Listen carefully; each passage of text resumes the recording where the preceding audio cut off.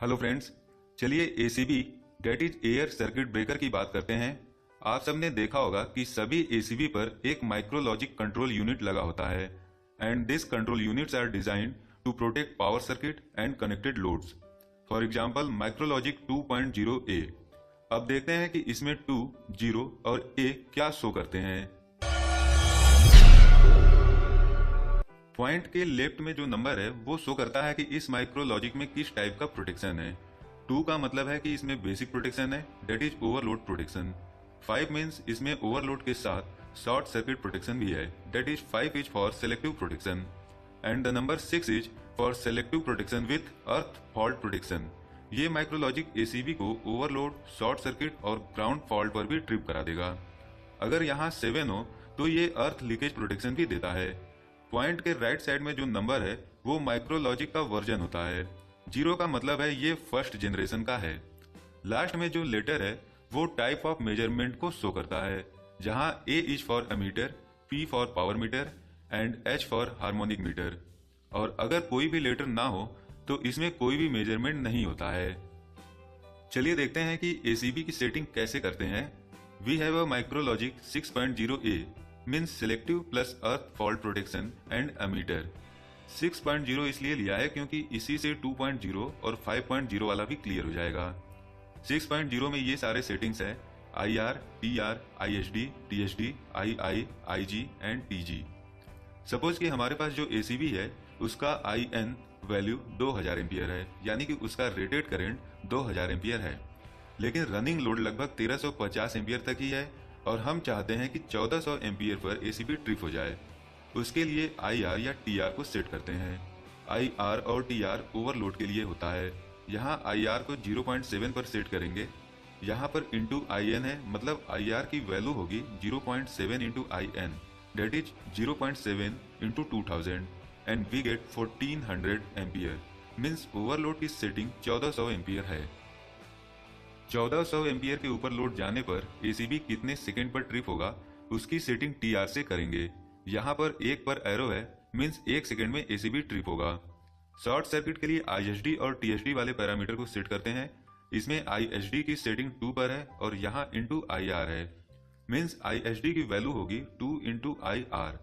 IR की value थी 1400, सो ISD की वैल्यू होगी 2 इंटू 1400, डेट इज 2800 एम्पियर। और इस केस में ट्रिपिंग टाइम सेट है 0.2 सेकेंड।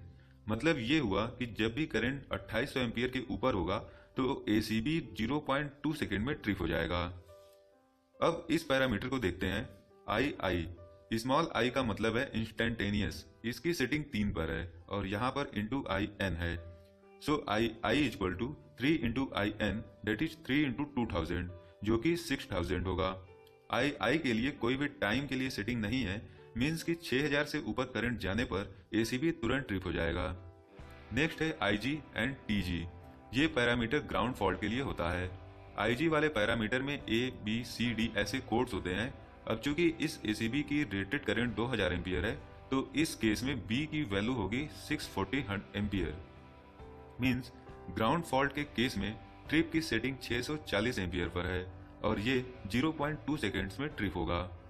ओवरऑल एसीबी को करंट के किस वैल्यू पर ट्रिप होना है उसकी setting IR, ISD, IG and II से करते हैं और कितने समय में ट्रिप होगा उसकी सेटिंग TR, TSD और TG के जरिए किया जाता है, जिसमें IR and TR long time यानी कि ओवरलोड की सेटिंग के लिए होता है, ISD और TSD शॉर्ट टाइम यानी कि शॉर्ट सर्किट की सेटिंग के लिए होता है और IG व TG ग्राउंड फॉल्ट के लिए होता है।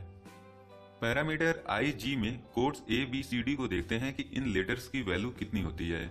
अगर एसीबी का नॉमिनल करंट या फिर रेटेड करंट 400 एम्पियर तक है तो A की वैल्यू होगी 0.3 एम्पियर, B की होगी 0.3 एम्पियर, C की 0.4 ampere, D means 0.5 ampere, E means 0.6 ampere, F means 0.7 ampere, G means 0.8 ampere, H means 0.9 ampere and I means 1 ampere. अगर एसीबी की रेटेड करंट 400 से 1200 एम्पियर के बीच हो तो A की वैल्यू 0.2 एम्पियर होगी और बाकी सारे वैल्यू सेम होंगे। इन केस अगर एसीबी की रेटिंग 1200 एम्पियर के ऊपर हो तो A की वैल्यू होगी 500 एम्पियर एंड B की वैल्यू होगी 640 एम्पियर। हमने जो माइक्रोलॉजिक डिस्कस किया था उसमें IG वाला पैरामीटर B पर सेट था, मींस ग्राउंड फॉल्ट की सेटिंग 640 एम्पियर पर है। Short time and ground fault के टाइम सेटिंग में I2T on and I2T of की सेटिंग है। अगर I2T ऑफ को सिलेक्ट किया गया है, then the protection function implements a constant time curve. And if I2T on is selected, then the protection function implements an I2T inverse time curve up to 10 IR. Above 10 IR, the time curve is constant. So friends, आज के लिए इतना ही। If there is any doubt, please comment and don't forget to subscribe my channel to get the notification of new videos. Please like and share and thanks for watching.